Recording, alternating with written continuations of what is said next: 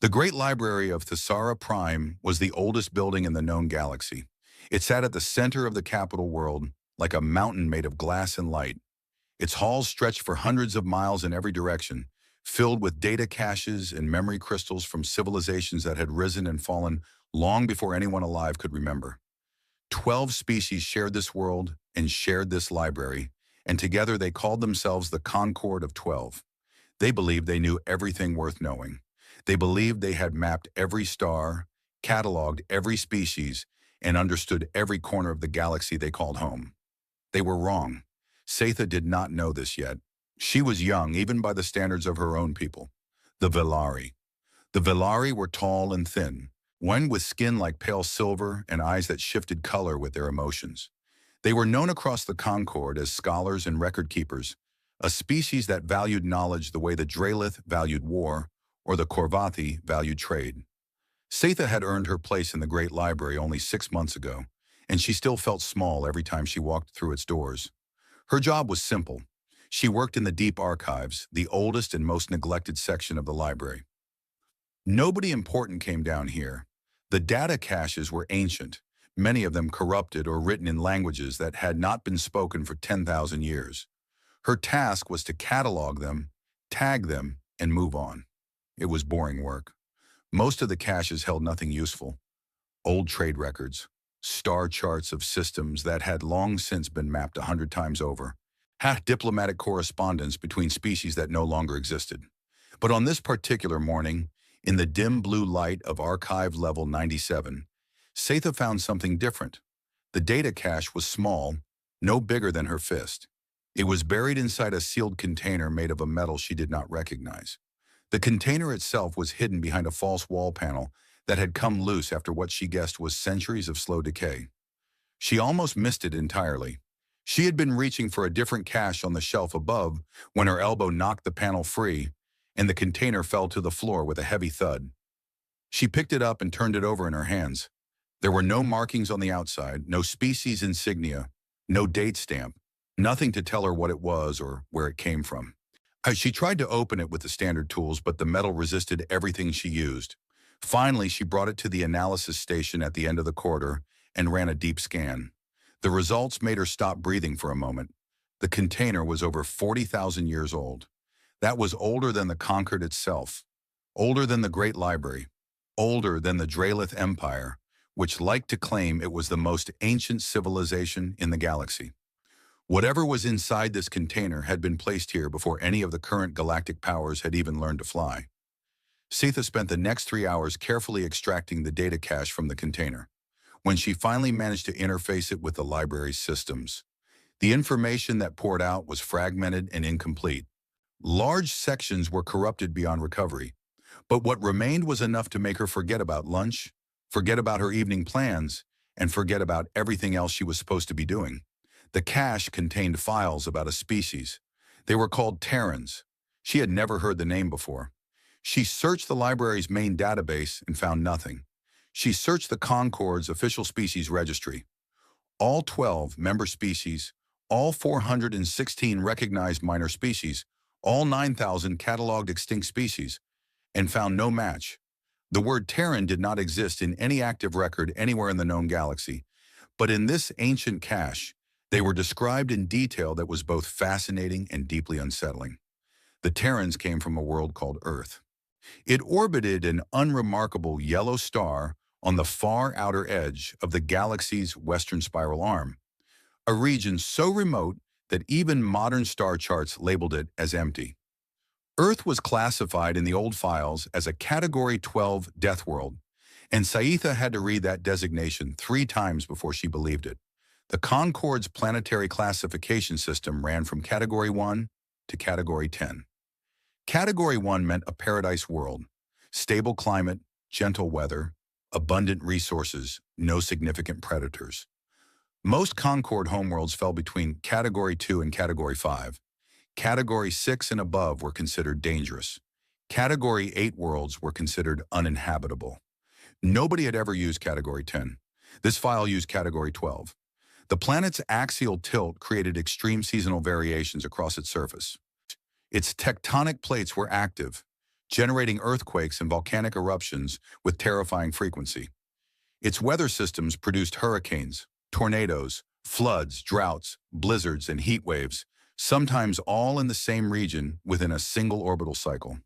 Its oceans covered 70% of its surface and were filled with predators. Its land masses were filled with predators. Its microscopic biosphere was filled with organisms that invaded other organisms and consumed them from the inside. And somehow, impossibly, a sentient species had evolved there. The Terrans were described as bipedal, endothermic, omnivorous mammals. They were not particularly large. They were not particularly fast. They had no natural armor, no venom, no claws worth mentioning, no ability to regenerate limbs or survive in vacuum or see in complete darkness. By every standard metric the Concord used to evaluate a species' survival potential, the Terrans should have gone extinct before they ever developed language. But they did not go extinct. They thrived. The ancient files described a species that had adapted to almost every environment their hostile world could throw at them. They lived in frozen wastelands and burning deserts. They lived on mountains and in valleys, in forests and on open plains, on islands and along coastlines battered by storms. They ate almost anything. They survived injuries that would kill most Concord species outright. Their bones healed. Their skin healed. Their bodies fought off infections with an immune system that was, according to the old records, terrifyingly aggressive.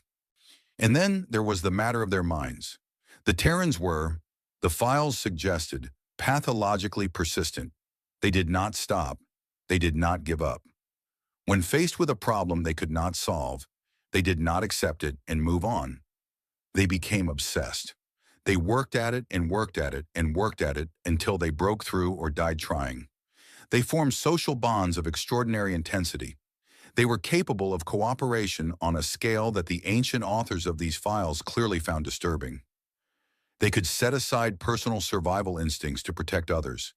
They would charge into danger to save strangers. They would sacrifice themselves for ideas, for principles, for people they had never met. And the files called them persistence predators. They had hunted the megafauna of their world not through strength or speed, but through endurance. They simply followed their prey until it collapsed from exhaustion. They could walk and run for distances that no other known species could match.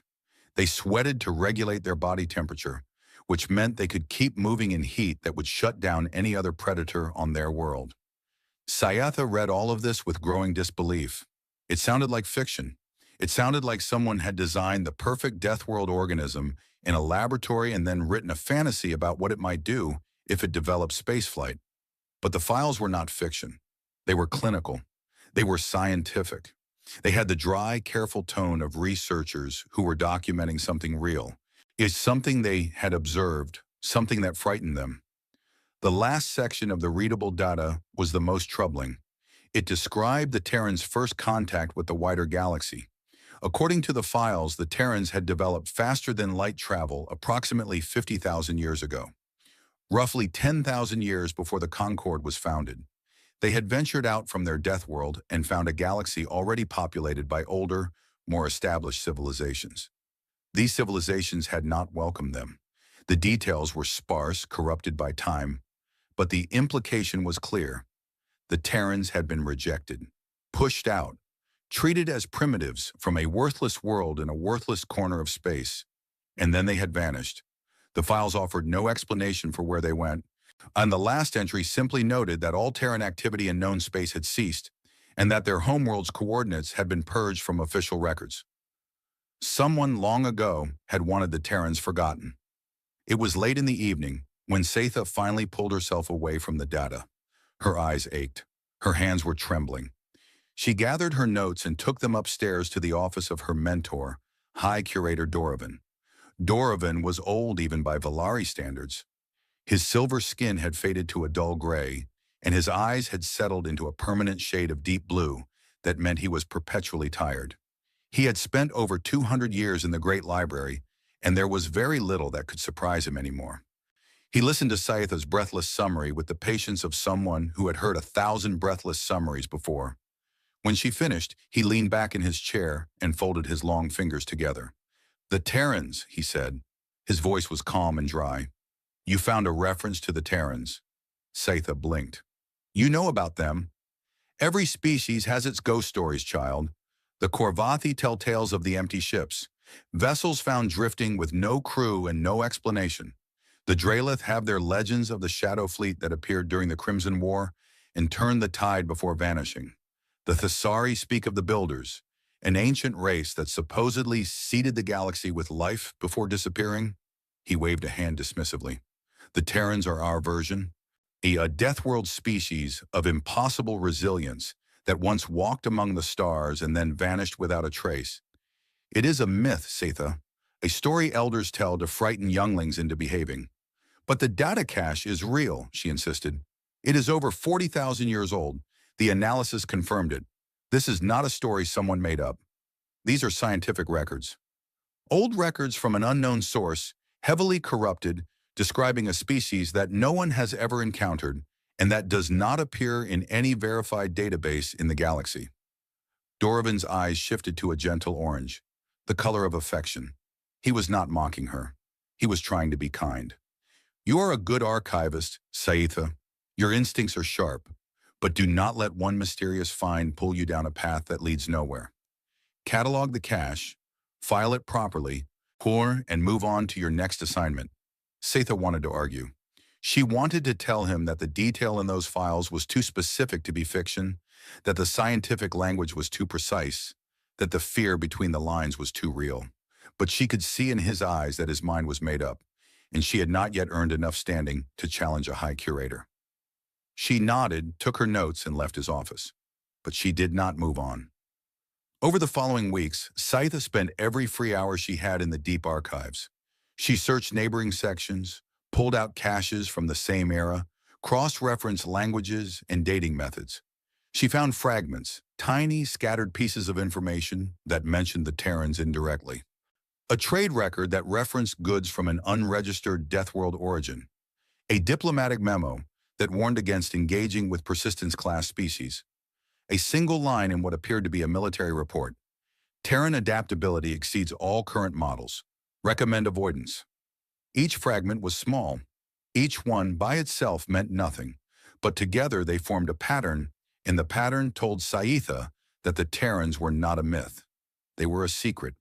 Someone a very long time ago had gone to great effort to erase them from the galaxy's memory. The question was why? While Satha searched for answers in the past, something was happening in the present that no one was paying attention to. Along the outer veil, the vast, one empty region of space that separated the known galaxy from the unexplored far side. A network of deep space sensor arrays quietly did their work.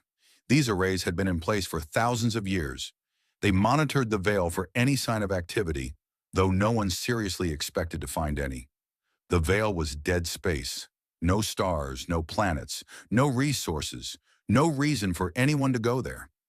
It existed on star charts as a gray wall of nothing, and that was how everyone thought of it. But over the past several months, the arrays had been detecting anomalies. The readings were subtle at first, tiny gravitational fluctuations, barely above the noise floor of the sensors. A junior technician at the Concord's Monitoring Station 12 noticed them and flagged them for review. His supervisor glanced at the data, shrugged, and marked it as stellar migration drift, the natural movement of distant stars and dark matter that occasionally produced faint gravitational ripples. The technician was not satisfied with this explanation. The fluctuations were too regular, too evenly spaced. They looked less like natural drift and more like something moving in formation.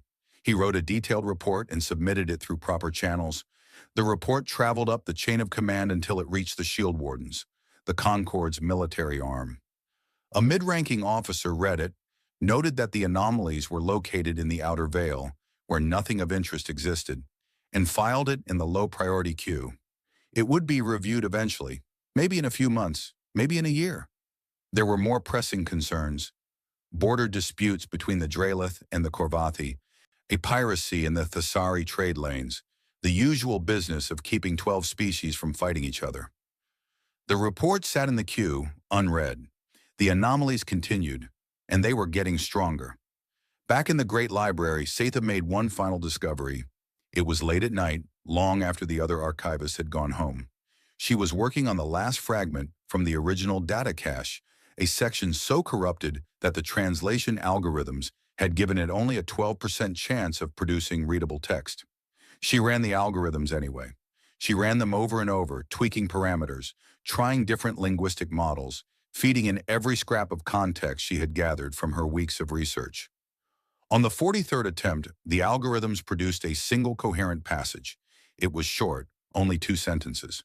But when Scytha read them, she felt the blood drain from her face and her hands go cold. The passage read, "Do not mistake their silence for absence. They are not lost, they are waiting." She sat alone in the blue light of the deep archives and stared at those words for a very long time. Far away beyond the outer veil, in the vast and uncharted reaches of the galaxy's far side, something enormous moved through the darkness between stars. It moved with purpose. It moved with patience. It moved in a formation so precise and so large that it bent the fabric of space around it, sending gravitational ripples across millions of light years. It had been waiting for a very, very long time, and now it was coming home. The sensor arrays along the outer veil recorded another set of anomalies, stronger this time, much stronger.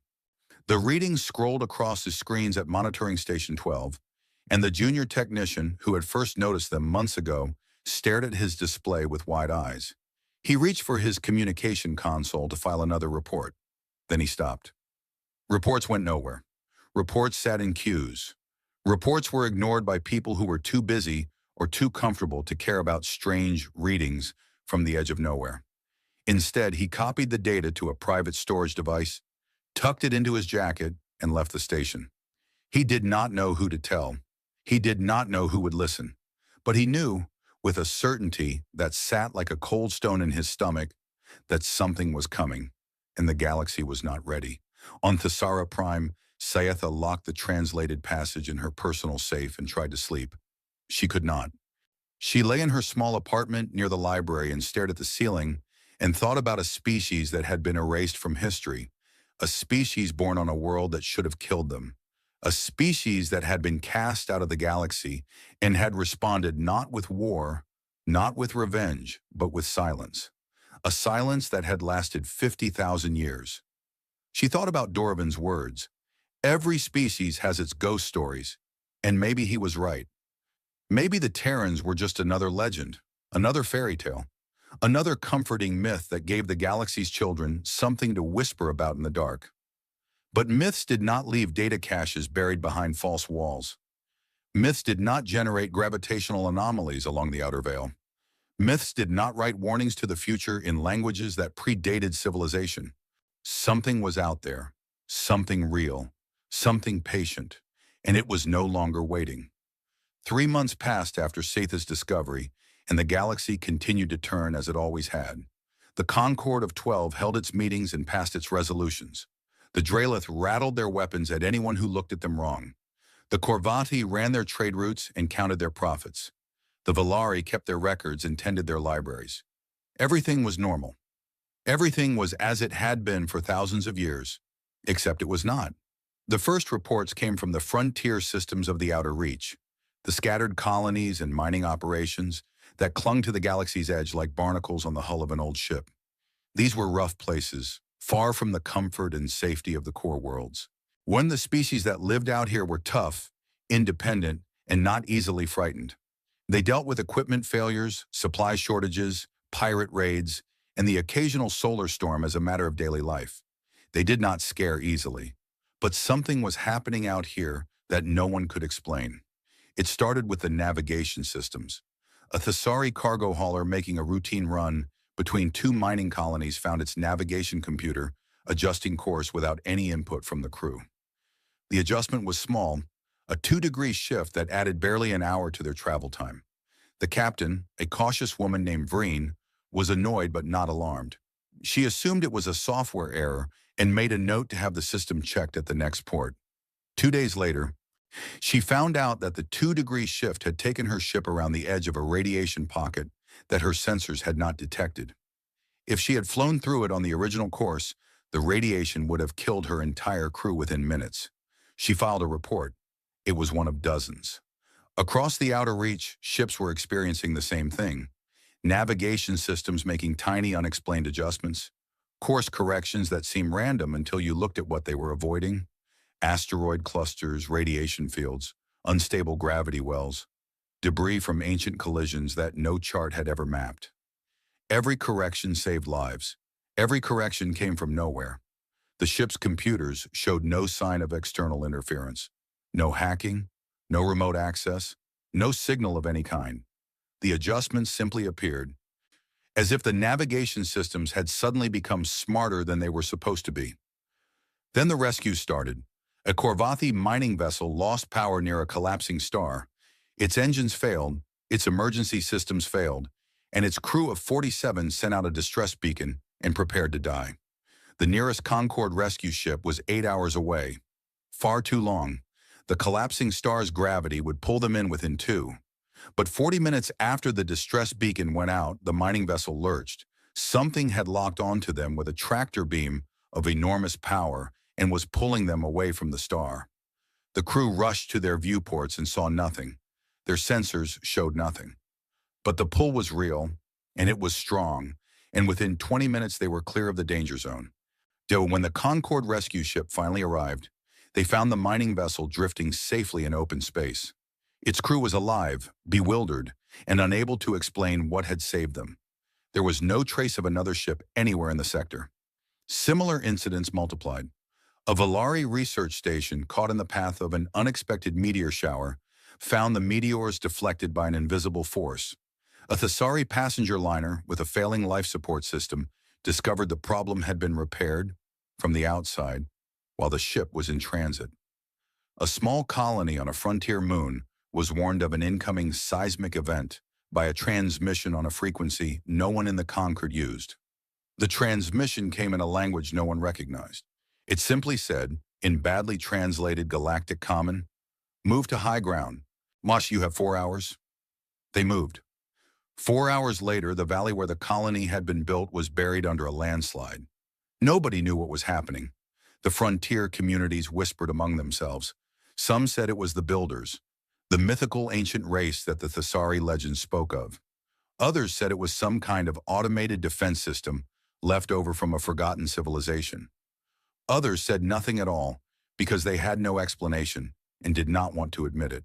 And then there was the matter of the pirates. The outer reach had always been plagued by piracy. The Concorde's military, the Shield Wardens, did not have enough ships to patrol such a vast region, and the pirates took advantage of this. They raided cargo ships, extorted colonies, and generally made life miserable for anyone trying to make an honest living on the frontier. But over the past 2 months, pirate activity in the outer reach had dropped to almost zero. The reason became clear when a Concorde patrol ship stumbled across the remains of a pirate fleet in an otherwise empty sector. 6 ships, fast, well-armed raiders that had terrorized the region for years, were drifting in a loose cluster. Their engines were dead. Their weapon systems had been fused shut, the barrels melted and sealed as if they had been exposed to temperatures that should not exist in the vacuum of space. Their communication systems were destroyed, but their life support was untouched. Their crews were alive. Every single one of them was unconscious, lying peacefully in their bunks as if they had simply fallen asleep at the same moment. Medical scans showed no injuries, no drugs in their systems, no explanation for their condition. They woke up hours later with splitting headaches and no memory of what had happened. The pirate captain, a scarred Drelith named Torek, was interrogated by the Shield Wardens. He could remember nothing useful. His fleet had been preparing to raid a Korvathi supply convoy. They had dropped out of faster-than-light travel at the ambush point, and then nothing. A flash of light, a sound he could not describe, and then he woke up in a Shield Warden brig with his ships gutted and his weapons turned to slag. The Shield Wardens were troubled but had no leads. They filed the incident as unknown hostile engagement and moved on. It was a Korvathi freighter captain named Rul who finally brought the mystery into focus. Rul was old and hard and had been flying freight across the outer reach for over 30 years. He had survived pirate attacks, engine failures, cargo disputes, and a bar fight on Thesara Prime that had left him with a metal plate in his skull and a permanent distrust of anyone who smiled too much. He was not a man who believed in ghosts or legends or things that went bump in the void. His ship, the Broken Promise, was a battered old hauler that should have been scrapped a decade ago. Rohl kept it flying through stubbornness and an encyclopedic knowledge of its quirks. He knew every rattle, every groan, every flickering light on that ship. He could diagnose an engine problem by the sound it made from 3 decks away. So when the Broken Promise's main engine failed catastrophically while passing within dangerous proximity of a red dwarf star, Rohl knew immediately that he was going to die. The engine had not just failed, it had shattered. The containment field had collapsed, the fuel lines had ruptured, and the backup systems had been fried by the cascade. There was no fixing it. Not out here. Not in the time they had. The red dwarf's gravity was already pulling them in. Rohl's navigator, a young Thesari named Pell, calculated that they had approximately 90 minutes before the heat and radiation killed them. Less if the ship's hull integrity failed first. Rohl sent out a distress beacon. He knew it was pointless. The nearest station was hours away. But you sent the beacon anyway because that was what you did. You did everything you could, not even when everything you could do was not enough. Then he gathered his crew of 12 in the common room and told them the truth. They were going to die. He was sorry. He wished he had gotten the engine overhauled at Korvath Station, like he had been meaning to do for the past 6 months. He wished a lot of things. His crew took it with the grim acceptance of people who had always known that space was trying to kill them. Pell cried quietly. The cargo handlers played cards. Rohl went back to the bridge and sat in his captain's chair and watched the red dwarf grow larger in the viewport. 40 minutes passed, and then the Broken Promise stopped falling.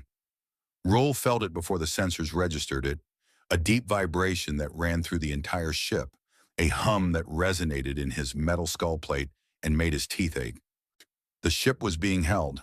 Something had caught them in a grip so powerful that it was overriding the gravity of a star. He looked at his sensor display. It showed nothing. Empty space in every direction. But that was impossible. Something was holding his ship.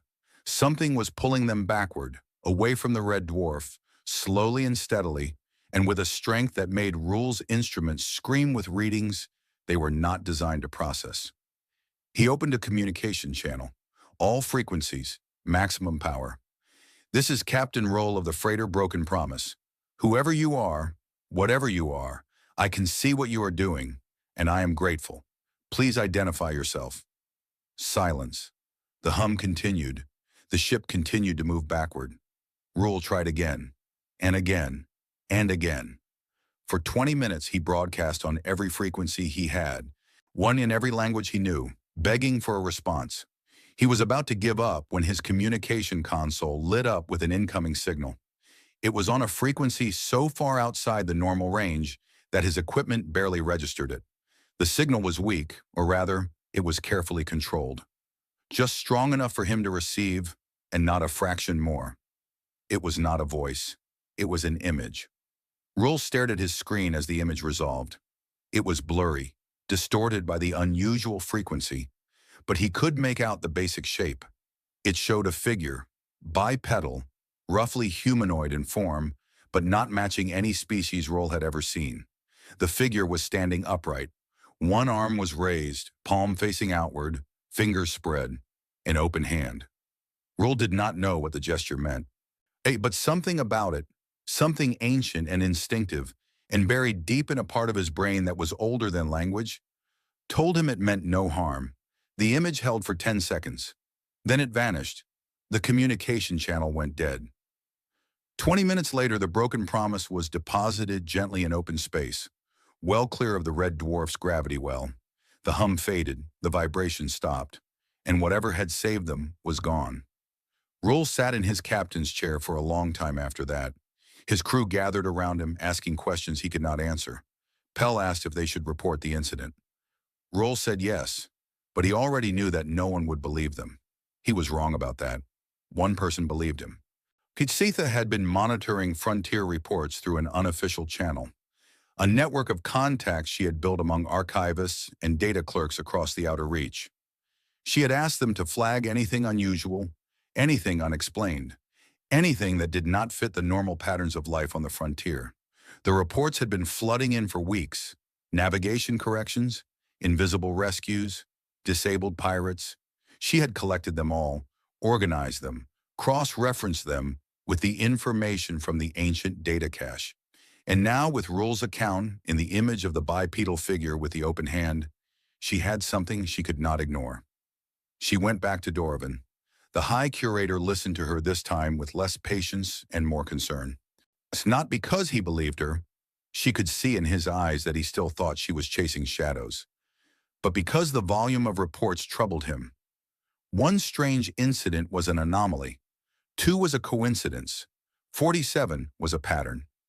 Even if I accept that something unusual is happening in the outer reach, Doravan said slowly, that does not mean it is connected to your ancient data cache. There are 100 possible explanations. An unregistered species with cloaking technology, an automated defense network, a natural phenomenon we have not yet identified. All of those explanations require something to be out there, Setha said. Something real, something with technology far beyond anything the Conquered possesses. That is the point. Doravan was quiet for a moment. Then he said something that surprised her. You want to take this to the Assembly? It was not a question. He could see it in her eyes. The color had shifted to bright gold, the Valari shade of absolute determination. Yes, she said. They will not listen. The Dralith will call you a fearmonger. The Korvathi will worry about trade disruptions. The Thessari will form a committee, and nothing will be done. Maybe, Setha said, but I have to try. Doravan studied her for a long moment. Then slowly he nodded. Then at least let me help you prepare. If you are going to be humiliated in front of the entire Concord Assembly, you should be humiliated with proper documentation.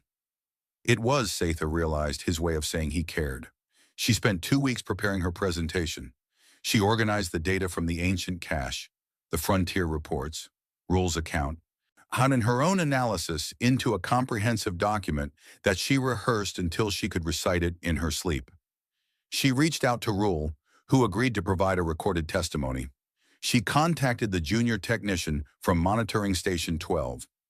His name was Kaol, and he was a nervous young Thessari who had been trying to get someone to listen to his sensor data for months. He sent her everything he had. The gravitational anomalies along the outer veil were no longer subtle. They were strong, consistent, and unmistakably artificial. Something was moving on the other side of the veil, something very large, and it was getting closer. Setha presented her case to the Concord Assembly on a cool morning in the Great Dome Chamber at the heart of Thessara Prime. The chamber was vast. It designed to hold representatives from all 12 member species. The seats rose in concentric rings around a central platform, and every ring was full. Word had spread that a young Valari archivist was going to make an extraordinary claim, and curiosity, if nothing else, had drawn a crowd. She spoke clearly and carefully. She presented the data cache evidence. She showed the frontier reports. She played Rule's testimony. She displayed Kaol's sensor readings from the outer veil. She laid out her theory that an unknown species, possibly the Terrans described in the ancient files, was operating in the galaxy's frontier, intervening to protect Concord citizens and approaching from beyond the veil. When she finished, there was silence. Then the Dralith delegation laughed. It was not subtle laughter. The Dralith were large, heavily built reptilians with thick scales and deep voices, and when they laughed, the sound filled the chamber like rolling thunder. Their delegation leader, a decorated military commander named Valeth, stood and addressed the assembly with open contempt. A child plays with old files and thinks she has found a ghost, Valeth said. The Terrans are a bedtime story, and these frontier reports prove nothing except that the outer reach is a strange place full of strange people who see things that are not there. I move that this matter be dismissed. The assembly voted. The motion to dismiss passed easily. The Dralith and their allies held a comfortable majority, and no one was willing to risk political capital on the theories of a junior archivist with no standing and no allies. Setha walked out of the chamber with her head held high, and her eyes burning the deep violet of Vellery humiliation. She had expected this. Dorovan had warned her, but expecting something and experiencing it were very different things. She went back to the library. She went back to her archives. She went back to work. But she did not stop. And far away in a secure military compound on the Drelith homeworld, someone else was not laughing. Warlord Kathos was the highest-ranking military officer in the Drelith hegemony and one of the most powerful individuals in the Concord. He was old for a Drelith, nearly 200 years, and he had survived that long not by being the strongest or the most aggressive, but by being the most careful. He trusted data more than instinct, evidence more than tradition, Inar and his own analysis more than anyone else's opinion. He had watched Setha's presentation via secure feed, and while the rest of the assembly had laughed, Kathos had not. The data cache evidence was interesting but inconclusive. The frontier reports were troubling but could have multiple explanations. Ruhl's testimony was compelling but anecdotal. None of it by itself was enough to act on. But the sensor readings from the outer veil were something else entirely. Kathos had spent his career studying military threats. He had commanded fleets, planned invasions, and analyzed more tactical data than any living Drelith. And when he looked at those gravitational readings, the regular spacing, the coordinated movement, the steadily increasing intensity, he did not see stellar drift or natural phenomena. He saw a fleet so large that it warped the fabric of space around it, a fleet moving with a precision that spoke of a civilization far more advanced than anything the Concord had ever encountered, and it was heading toward them. Kathos did not take this to the assembly. He did not file a report. He did not consult with his peers or his superiors. Instead, he did what he had always done when faced with an unknown threat. He sent someone to look. He assembled a covert strike fleet, 12 of the Drelith hegemony's most advanced warships, crewed by elite soldiers, equipped with the best sensors and weapons the Concord could build. Their mission was simple: travel to the outer veil, find the source of the anomalies, assess the threat, and report back. And if the threat proved real, they were authorized to destroy it. The fleet departed in secret, slipping out of Drelith space under false transponder codes and making the long journey to the galaxy's edge. It took them 3 weeks. 3 weeks of faster-than-light travel through increasingly empty space, watching the stars thin out and the void grow deeper and darker. They reached the edge of the outer veil on a day that the fleet commander, Admiral Sarath, would remember for the rest of her life. The veil stretched before them like a wall of nothing, a vast expanse of empty space, hundreds of light years across, containing no stars, no planets, no dust, no gas, no anything. It was the largest void in the known galaxy, and it had always been assumed to be natural. Sarath ordered her fleet to full stop and activated every sensor they had. For a moment, there was nothing, just the empty dark. Then the sensors started reporting. The readings came in waves, each one stronger than the last. Gravitational signatures, energy signatures, mass signatures, all of them enormous, all of them coming from the other side of the veil. And then the veil itself seemed to shift, not physically. It was still empty space, but the sensors showed something moving through it, coming toward them. Not one thing, not 10 things, not 100, thousands of objects, each one registering a mass greater than anything in the Concord's fleet. They moved in perfect formation, spread across a front that was wider than most star systems. They moved with a speed and precision that the Drelith's most advanced tactical computers could not track. Admiral Sarath stood on her bridge and stared at her tactical display and felt something she had never felt before in her entire military career. Fear. Real, deep, bone-level fear. She opened a secure channel to Warlord Kathos. Her voice when she spoke was steady, but only barely. "Warlord," she said, "there are thousands of them." The channel was silent for a long moment. Then Kathos replied, and for the first time in living memory, his voice was not calm. "Do not engage. Observe only. And Admiral, do not let them see you." But it was already too late for that, because the fleet on the other side of the veil had known the Drelith were coming long before they arrived. It had known because it had been watching the galaxy for a very, very long time, and now at last it was time to stop watching. Admiral Sarath was a career soldier.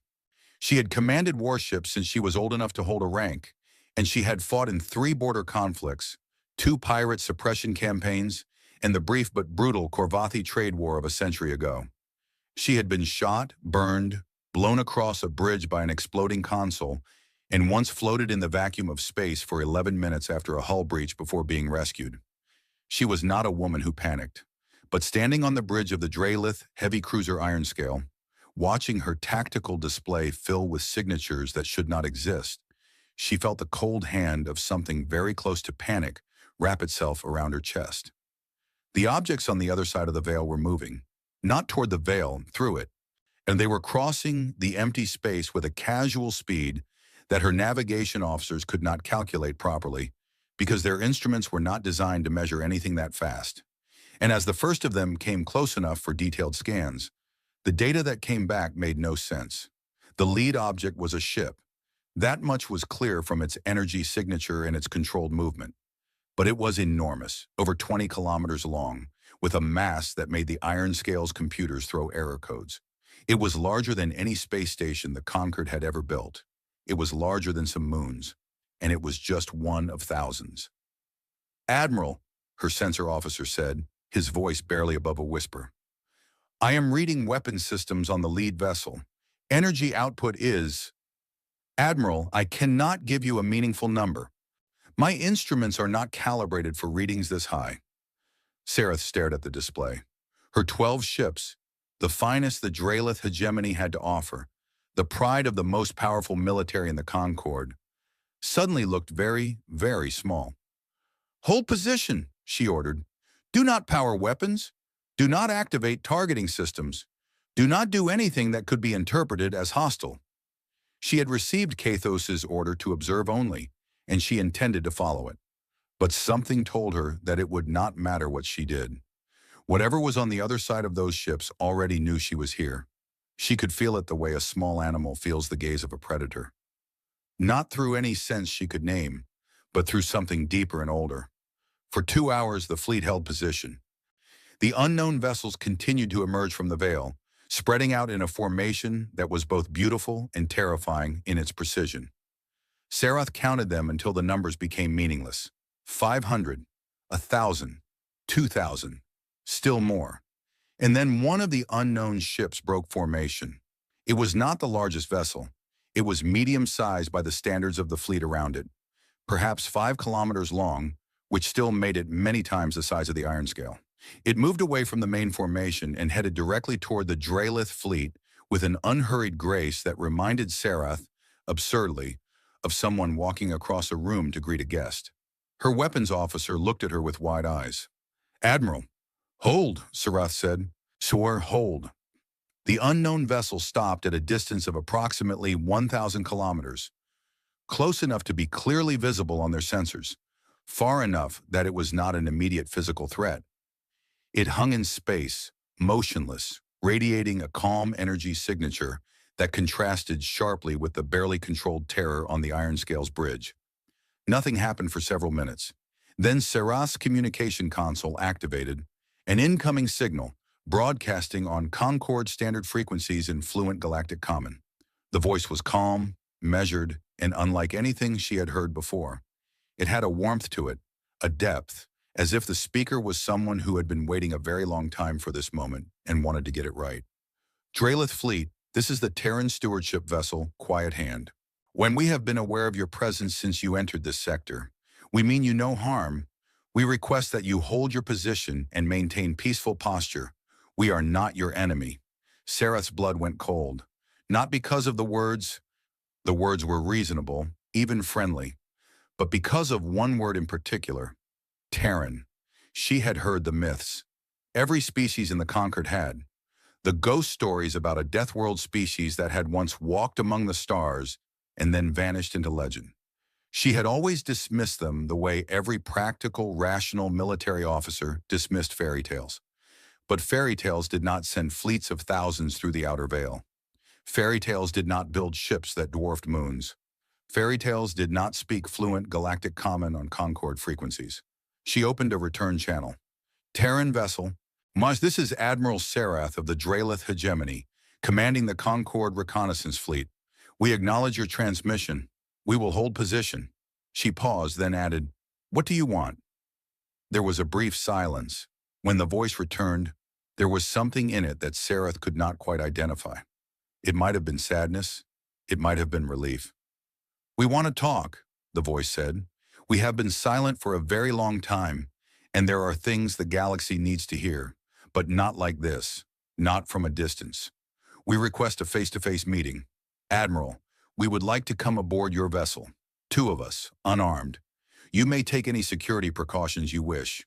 Sarath looked at her bridge crew. They looked back at her with expressions that ranged from shock to terror. And the idea of inviting representatives of an unknown and overwhelmingly powerful species onto their ship was, by any military standard, insane. She opened the channel again. Agreed. Docking Bay 3. 1 hour. She closed the channel and turned to her first officer. If this goes wrong, she said, it was nice serving with you. Her first officer, a young Draelith named Torek, who had never been in actual combat, managed a shaky grin. If this goes wrong, Admiral, I doubt we will have time to notice. 1 hour later, a small craft detached from the Quiet Hand and crossed the distance between the 2 fleets. It was sleek and simple, with no visible weapons. It entered the Ironscale's docking bay with a precision that the Draelith deck crew found almost insulting. The craft settled onto the bay floor without so much as a vibration, as gently as a leaf landing on still water. The bay was ringed with armed Draelith soldiers. Sarath had placed every available combat unit between the docking bay and the rest of the ship. It was a pointless gesture, and she knew it, but protocol was protocol. The craft's door opened. 2 figures stepped out. They were smaller than Sarath had expected.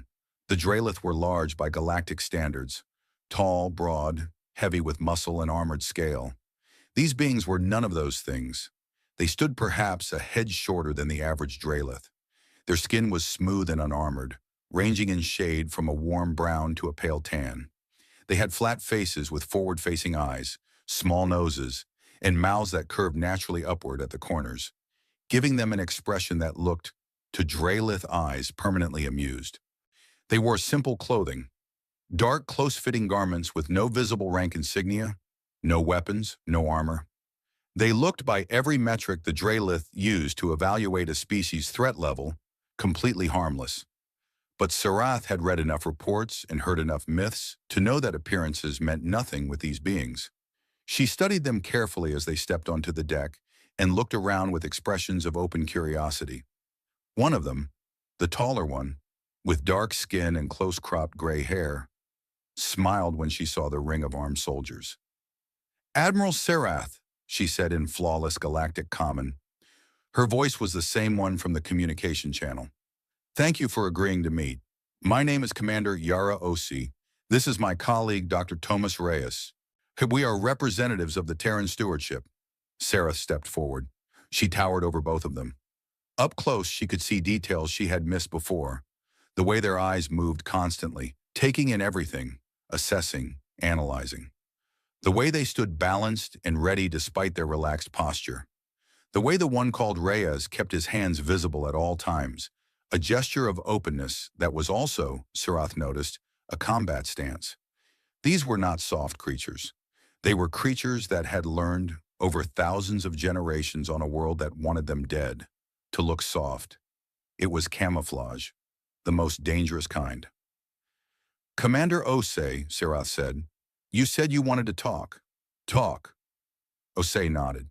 She did not seem offended by the bluntness. If anything, she seemed to appreciate it. How much do you know about us? She asked. Ani myths, Sarath said. Ghost stories. A death world species that vanished from the galaxy 50,000 years ago. Until 10 minutes ago, I did not believe you existed. Fair enough, Osei said. Then let me give you the short version. She looked around the docking bay, at the soldiers, at the ships beyond the bay doors, at the stars visible through the viewports. Your ancestors kicked us out, not just the Draelith, all of them. The species that ran the galaxy 50,000 years ago decided that a bunch of Deathworld primates from an outer arm rock were not worth the trouble. They froze us out of trade, denied us territory, and when we tried to establish our own colonies, they burned them. She said this without anger. She said it the way someone might describe weather that had happened a long time ago in a place they no longer lived. We had a choice, she continued. Fight, and we could have fought even then. Or leave. We chose to leave. We crossed the outer veil into the unexplored half of the galaxy, and we built something new. Reyes spoke for the first time. His voice was quieter than Osei's, with a gentle accent that Sarath could not place. What we built was not an empire. We had seen what empires do. The species that pushed us out were empires. They dominated, they competed, they hoarded. We decided to try something different. We called it the stewardship. The idea was simple, Osei said. We would grow, we would learn, we would build, but we would not conquer. We would not dominate. And when we were strong enough, we would come back, not to take revenge, not to claim what was denied to us, but to watch over the galaxy that had rejected us, to protect it, quietly, without being seen. Sarath felt a chill run through her scales. The navigation corrections, the rescues, the pirates. Osei smiled. You noticed. Thousands of years, Sarath said. You have been doing this for thousands of years. Longer than the Concord has existed, Osei confirmed. We redirected asteroids that would have hit populated worlds. We stabilized stars that were on the edge of going supernova. We intervened in plagues and famines, in natural disasters. Always quietly, always invisibly. We watched civilizations rise and fall and rise again. We protected you, all of you, not because you asked, not because you deserved it, but because that is what we chose to be. The docking bay was silent. Even the armed soldiers had lowered their weapons slightly, caught up in the weight of what they were hearing. Sarath's mind was racing. She was a military officer. She thought in terms of threats and resources and strategic advantage. And what Osei was describing was the single most powerful strategic advantage in the history of the galaxy. A civilization with the technology to move stars and the discipline to hide for 50,000 years. Why now, she asked. Why reveal yourselves now? Osei and Reyes exchanged a look. It was a brief glance, but Sarath caught something in it that made her stomach drop. Fear. Not the kind of fear that came from facing an enemy you were not sure you could beat. The kind of fear that came from knowing exactly what was coming and knowing it was terrible. Because something is coming, Osei said. Something we cannot stop alone. And if we do not stop it, there will be nothing left to protect. She reached into her jacket and produced a small device, a data projector. She activated it, and a holographic image appeared in the air between them. It showed the galaxy, the full spiral, both halves, mapped in detail that no Concord chart had ever achieved. On the far side, beyond the territory humanity had claimed, there was a region marked in red. It was large. It was spreading. We call it the swarm, Osei said. It is not from our galaxy. It came from the void between galaxies. From the dark space where nothing should live. It is a collective intelligence. 80 billions of organisms linked together into a single mind. It consumes. That is all it does. It arrives at a star system, it strips it of all matter and energy, and it moves on. It grows with everything it takes. She zoomed the display in. The red region was not static. It was expanding, tendrils reaching outward like the roots of a terrible tree. We first encountered it 400 years ago, Reyes said. It had entered the far edge of our territory. We fought it. We lost entire worlds before we learned how to slow it down. And we have been fighting it ever since. A holding action, a war of attrition, buying time. But it learns. It adapts. Every weapon we use against it, it develops a counter for. Every strategy we employ, it finds a way around. It is coming this way, Osei said, toward the Milky Way's core, toward you. And we have slowed it, but we cannot stop it. Not alone. She deactivated the projector and looked at Sarath with those strange, forward-facing eyes. That is why we are here, Admiral. Not because we wanted to reveal ourselves. Not because we wanted to play politics or impress anyone. We are here because the galaxy is in danger, and we need help. We need all of you. Every species, every ship, every resource the Concord can bring to bear. And we need it soon. Sarath stood very still for a long time. Then she said, I need to contact my warlord. Of course, Osi said. Take all the time you need. But Admiral, do not take too long. Sarath returned to her bridge and opened a secure channel to Warlord Kathos. She reported everything: the size of the Terran fleet, the meeting, the warning. She transmitted the sensor data, with a holographic recording, all of it.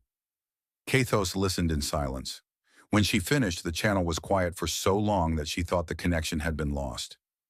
Then Kathos said, Bring them to Thessera Prime. Warlord, the Assembly will... I know what the Assembly will do. Bring them anyway.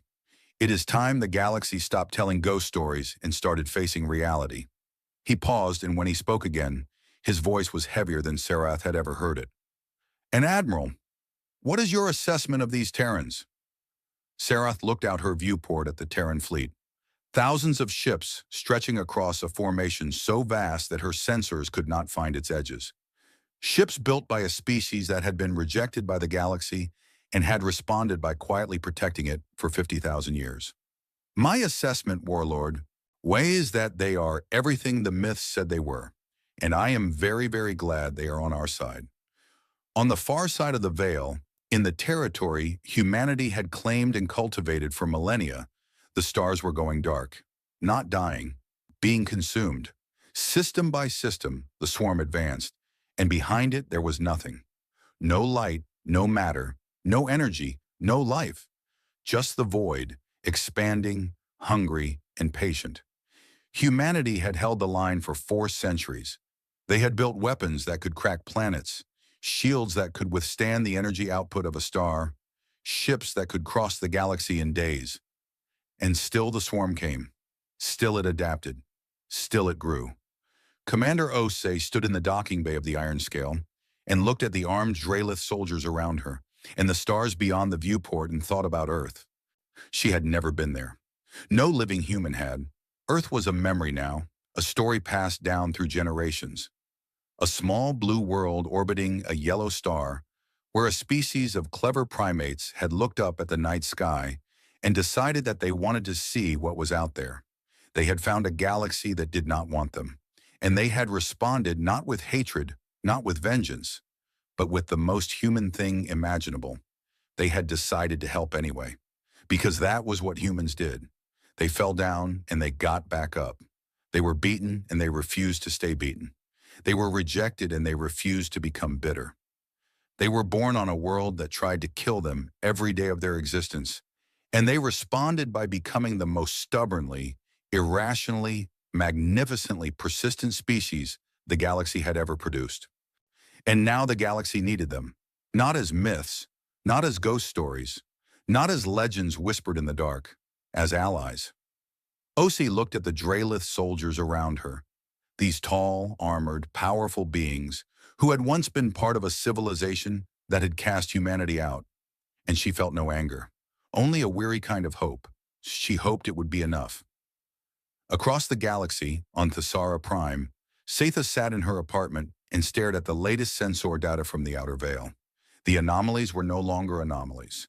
They were clear, unmistakable readings of a fleet in transit, a fleet so large it defied comprehension. Her hands were shaking, not with fear, with something else, something she could not quite name. The Terrans were real. They were coming, and everything was about to change. She opened her personal log and typed a single entry. The myths are coming home. Then she closed the log and went to the window and looked up at the night sky above the Thessera Prime. Somewhere out there, beyond the veil, beyond the darkness, beyond 50,000 years of silence, a species that had been told it did not belong was returning to a galaxy that needed it.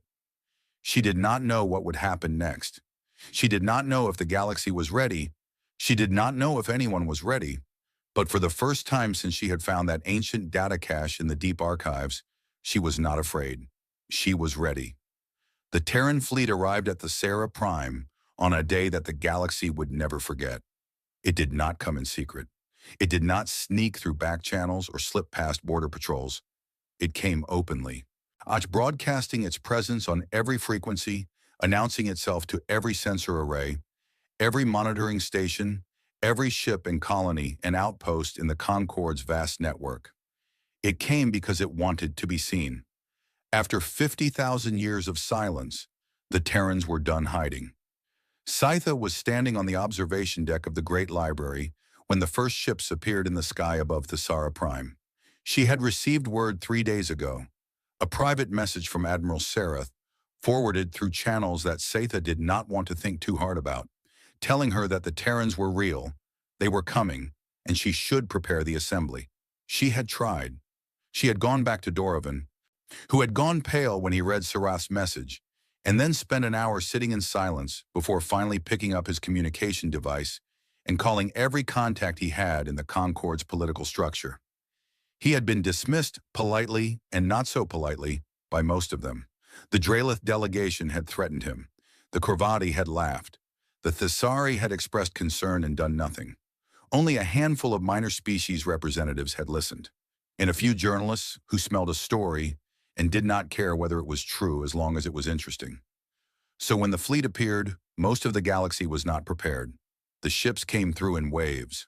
First the scouts, fast, sleek vessels that were small by Terran standards, but still larger than most Concorde warships. When they fanned out around the Thesara Prime in a defensive perimeter, not threatening but clearly establishing a presence. Their transponders broadcast a simple identifier: Terran stewardship, diplomatic mission. Then came the main fleet, cruisers, carriers, support ships, hundreds of them, moving in the precise formation that had become the Terran signature. They were beautiful in a way that Scytha had not expected. Concorde warships were angular and aggressive, designed to intimidate. Terran ships were curved and flowing, their hulls smooth and organic-looking, as if they had been grown rather than built. They radiated a quiet power that was somehow more intimidating than any weapon bristling from a Drelith battleship. And then behind them all came the Everest.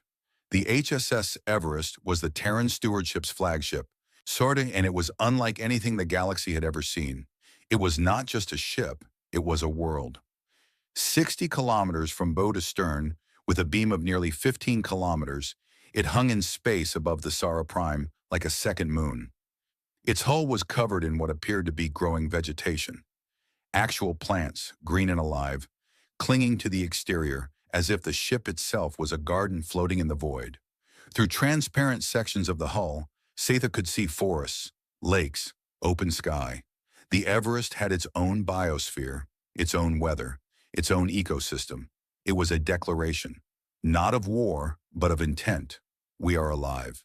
We grow things. We carry life with us wherever we go. The people of Thesara Prime stood in their streets and on their rooftops and stared upward with expressions that ranged from awe to terror. Hot communication networks overloaded as billions of messages were sent simultaneously. News feeds across the Concorde interrupted their regular programming. Within an hour, every sentient being in the known galaxy knew that the myths were real. The Concorde Assembly was called into emergency session.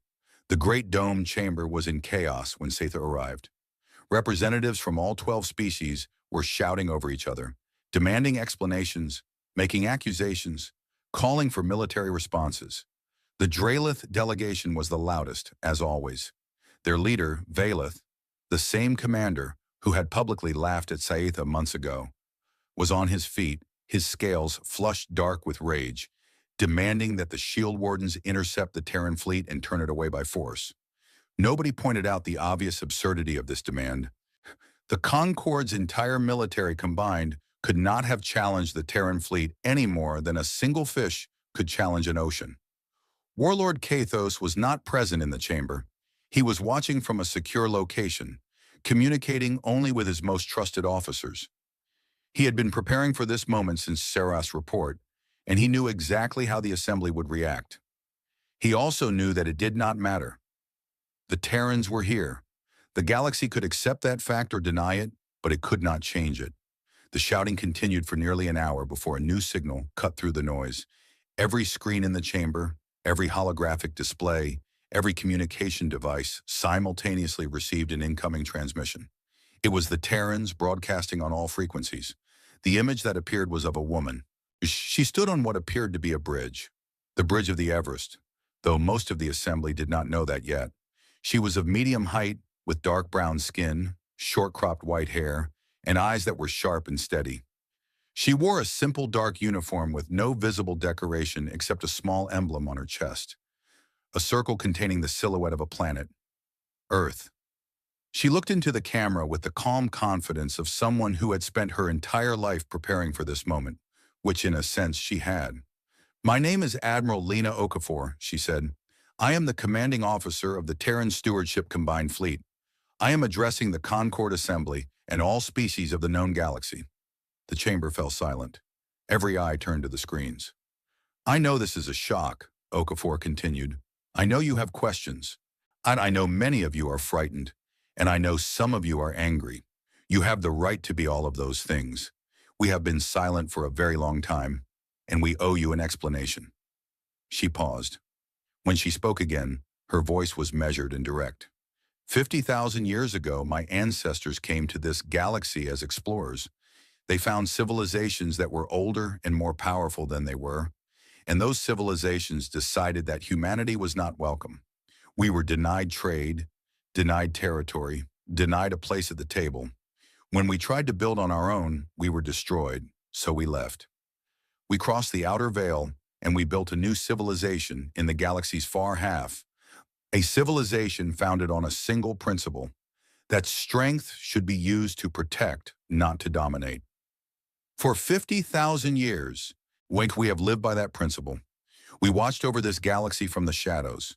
We intervened when we could, redirecting asteroids, stabilizing stars, aiding ships in distress, neutralizing threats that you never knew existed.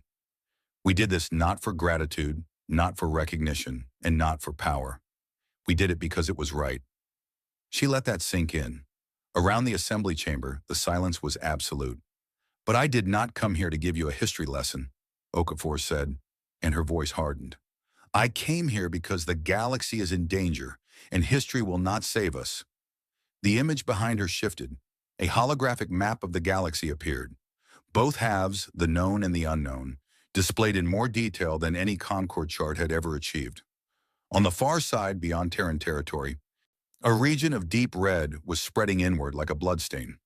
400 years ago, we made contact with an extragalactic entity. We call it the Devourer Swarm. It is a collective intelligence, billions of biomechanical organisms linked into a single mind. It does not negotiate. It does not communicate. It consumes. It enters a star system, strips it of all matter and energy, incorporates what it takes into itself, and moves on. It grows with everything it eats. The map zoomed in. The red region pulsed. "We have been fighting it for 4 centuries. We have thrown everything we have at it. Weapons, technology, strategies that took us decades to develop. We have slowed it. We have not stopped it. It learns, it adapts. Every weapon we use, it develops resistance to. Every tactic we employ, it finds a counter for. It is the most dangerous thing we have ever encountered, and it is heading this way." She pointed at the map. The red tendrils were reaching toward the outer veil, toward the known galaxy, toward every world and every species the Concord called home. At its current rate of advance, it will reach the outer veil within 2 years. It will reach the Concord's outer territories within 3. And if it is not stopped, it will consume everything, every world, every species, every star, everything. The chamber erupted. Voices screamed over each other. Denials, demands for proof, accusations of deception. Valeth was on his feet again, his voice booming. "This is a trick, a fabrication designed to make us submit to Terran authority. They appear from nowhere with an impossible fleet and an impossible story and expect us to believe them? I know this is a conquest disguised as a warning." Several delegations shouted their agreement. The chamber descended into bedlam. Okafor watched the chaos with an expression of weary patience. She had expected this. She had planned for it. She waited until the shouting reached its peak and then spoke again. And somehow her voice, calm, clear, and cutting, sliced through the noise like a blade. "I understand your doubt. In your position, I would doubt too. So let me offer you proof." She nodded to someone off-screen. A moment later, the holographic display changed. Raw data began streaming across every screen in the chamber. Sensor readings, combat footage, scientific analyses, damage reports, hundreds of files, thousands of data points, all meticulously documented, and all carrying Terran authentication codes that the Concorde systems could verify independently. The combat footage was the most disturbing. It showed Terran ships engaging the swarm in a system that no one in the chamber had ever seen. The swarm organisms were nightmarish, vast, shapeless masses of dark biomechanical matter that moved with a fluid, predatory intelligence. They swarmed over Terran ships like living shadows, dissolving hulls, absorbing energy, growing larger with every bite. The Terran ships fought with weapons that made the Concorde's best armaments look like toys, beams of energy that could crack planets, projectiles that moved at relativistic speeds, shields that burned with the light of captured stars. And still the swarm came. Still it adapted. Still it grew. In one piece of footage, in a Terran cruiser, a ship larger than anything the Concorde had ever built, was overwhelmed. The swarm organisms covered it completely, dissolving it from the outside in. The ship's final transmission was a single word, broadcast on all frequencies. Remember. The chamber was quiet now. Even Valeth had sat down. Setha watched from her seat in the observer's gallery. She had seen some of this data already. Fragments, hints, pieces of the puzzle she had been assembling for months. But seeing it all together, seeing the scale of what humanity had been fighting, she felt a cold weight settle in her stomach. And then she did something she had not planned to do. She stood up. The observer's gallery was not supposed to participate in assembly proceedings. Archivists were meant to watch and record, not to speak. But Sayetha had been watching and recording for months while the assembly ignored every warning she had tried to give them, and she was done being silent. "The Admiral is telling the truth," she said. Her voice was not loud, but in the stunned quiet of the chamber, it carried to every corner. Hundreds of heads turned toward her. She felt the weight of all those eyes, Drelith, Korvathi, Thesari, Valari, and a dozen other species, and she did not flinch. 6 months ago, I found data caches in the deep archives of the Great Library, files that were over 40,000 years old. They described the Terrans, their biology, their history, their first contact with the galaxy, and their disappearance. I brought this evidence to the assembly. I was laughed at. I was dismissed. Where Commander Valeth himself called me a child playing with old files. She looked directly at Valeth. The Drelith commander's scales had gone a mottled shade that meant either anger or embarrassment, possibly both. The data caches also contained warnings, Setha continued, not just about the Terrans, but about what they were preparing for. The ancient species that wrote those files knew something was coming. They knew the Terrans were the galaxy's best chance of surviving it. And they erased the Terrans from history anyway, because they were too proud and too afraid to admit that a Death World species might be more important than they were. She looked around the chamber. The Concorde has spent 50,000 years telling itself that it is the pinnacle of galactic civilization, that there is nothing out there it cannot handle, and that its military is strong enough, its technology advanced enough, its species wise enough to face any threat. And for 50,000 years, that has been a lie. The only reason this galaxy has survived is because a species you tried to erase has been protecting you from the shadows. The silence in the chamber was total. Setha's eyes had shifted to the deep, burning gold of Valari conviction, a color that meant she would not be moved. "Admiral Okafor is asking for your help, not demanding it. Asking. After everything this galaxy did to her people, she is standing in front of you and asking for an alliance. I think the least you can do is listen." She sat down. Her hands were trembling, but her voice had not shaken once. For a long moment, nobody spoke. The weight of what Sayetha had said hung in the air like smoke. Then a new voice cut through the silence. It came not from the chamber floor, but from a secure communication channel that was suddenly broadcast to every speaker in the room. "The archivist is right. It was Warlord Kathos." His image appeared on the chamber's central display. A massive Drelith, old and scarred. His scales the dark gray of advanced age. His eyes were the color of old iron. He was not in the chamber, but his presence filled it anyway. I sent a covert fleet to the Outer Veil 3 months ago, Cathos said. His voice was flat and hard. 12 ships, our best. They encountered the Terran fleet. They were outmatched in every conceivable way. The Terrans could have destroyed them with a thought. Instead, they talked. They explained. They showed us what was coming. He paused. When he continued, there was something in his voice that the Assembly had never heard from a Drelith warlord before. Humility. I have spent 200 years defending the Concord. I have fought every enemy this galaxy has produced. And I am telling you now, without pride and without shame, that the Devourer swarm is beyond anything we can face alone. The Terrans have been fighting it for 400 years with technology that makes ours look primitive, and they are losing. If they cannot stop it alone, we certainly cannot. Valeth rose to his feet. You sent a fleet without authorization. You concealed intelligence from the Assembly. You have betrayed. I have done what needed to be done, Cathos said, cutting him off, as I always have. And what needs to be done now is to stop arguing about politics and start preparing for war. Real war. Not the border skirmishes and trade disputes that pass for conflict in this comfortable, complacent Concord. War for survival. His eyes swept the chamber through the display screen. The Terrans are not our enemy. They never were. The swarm is our enemy.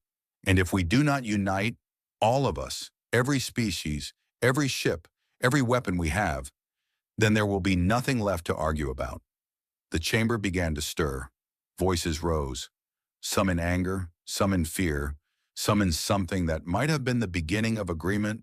The Korvathi delegation was conferring urgently among themselves. The Thessari were already calculating logistics. The smaller species, the ones who had always been overlooked in the Concord's power games, were watching with a mixture of terror and strange hope. If the old order was breaking, maybe what came next would give them a voice they had never had. Valeth was still standing, his jaw clenched, his scales dark with fury, but he was alone. The other members of the Drelith delegation had not risen to support him. They were looking at the combat footage still playing on the screens, Terran ships being devoured by the swarm, and they were doing the math that every military mind in the chamber was doing.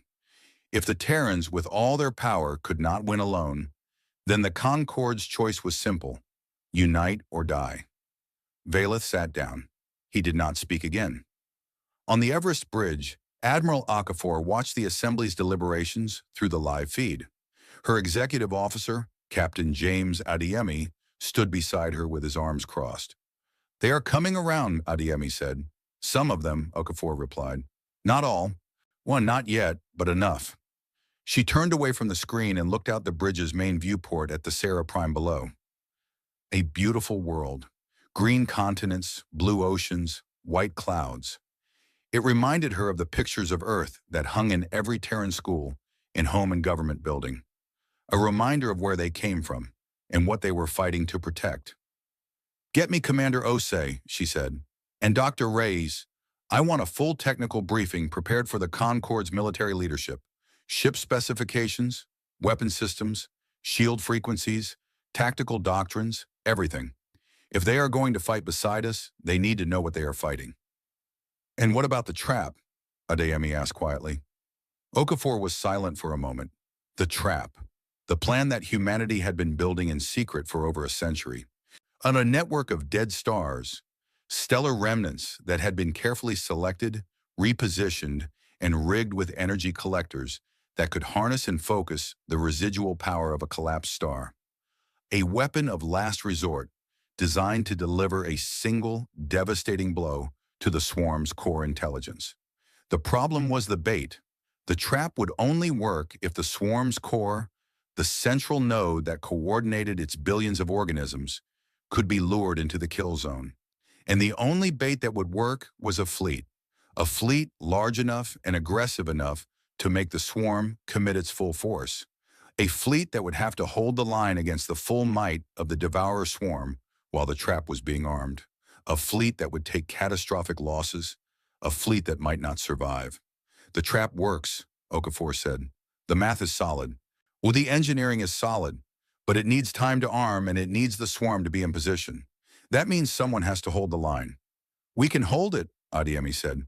We can hold it longer with help, Okafor replied. She looked at the assembly feed again. The shouting had died down. A vote was being proposed. Not a full alliance yet, but a resolution to open formal diplomatic channels with the Terran stewardship and begin joint military planning. It was a start. And then every alarm on the Everest went off at once. The bridge erupted into controlled chaos. Officers shouted readings, displays flashed red, and the ship's AI, a calm androgynous voice that the crew called Compass, began reciting data. Alert! Multiple deep space sensor arrays across the galactic rim have gone offline. Pattern indicates systematic destruction, moving inward from the outer edge at superluminal speed. Estimated source, Devourer Swarm Advanced Elements. Okafor's face went still. Not with surprise, she had known this was possible, but with the grim finality of a prediction coming true ahead of schedule. Time estimate to conquered space, she asked. Based on current rate of advance, swarm outriders will reach conquered outer territories in approximately 8 months. Main body to follow within 18 months. 18 months. Not 3 years as they had hoped. 18 months. Okafor opened a channel to the assembly. Her voice was steady, but there was an edge to it now. The edge of a woman who had just watched her timeline get cut in half. Members of the Concord Assembly, I regret to inform you that the situation has changed. Deep space sensors across your galactic rim are being destroyed in a pattern consistent with Devourer Swarm Advanced Forces. The swarm has accelerated. You have less than 2 years. She paused. Let the words land. Debate is over, she said. They are here. The assembly chamber went dead silent. And then slowly, one by one, hands began to rise. Votes. Not for a committee. Not for a study. Not for a diplomatic channel. For war. The resolution passed by a margin that no one had expected. Even the Dralith voted yes. All of them except Violith, who abstained and then quietly left the chamber and was not seen in public again. In the observer's gallery, Seitha closed her eyes and let out a breath she felt like she had been holding for 6 months. It was not relief she felt. Relief was for situations where the danger had passed. And this was something else.